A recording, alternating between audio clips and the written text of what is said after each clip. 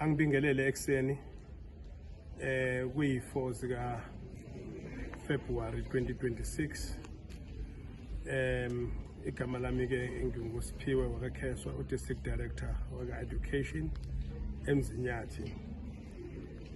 Ngibingelela nje ekseni nje kade sivukile sibe nje kuma pick up points la ngo-5 o'clock.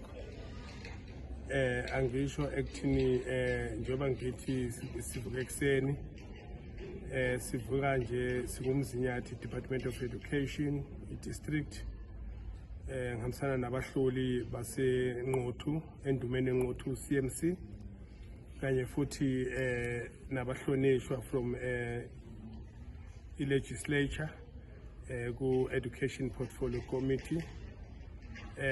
Sila eNquthu kakhulukazi kungenxa ka-learner transport lapho kukhona indaba yokuthi i-learner transport bebiprovidwa, kodwa kuyabonakala ekuthini mhlawumbe kukhona iy'kole ezibhenefithayo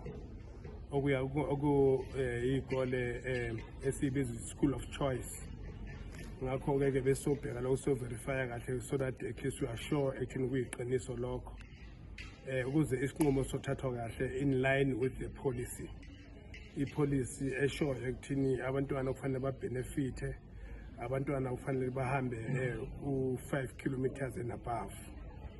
Ngakho-ke lento besoyibheka lena ukuthi abantwana bakhona yini, namabhasi ayagcwala yini, nasey'koleni singena esikoleni sibheka ekuthini isikole sona-ke sinayo yini capacity yalabantwana yini, so that the department can decide correctly and then again moving forward. Ngiyabonga.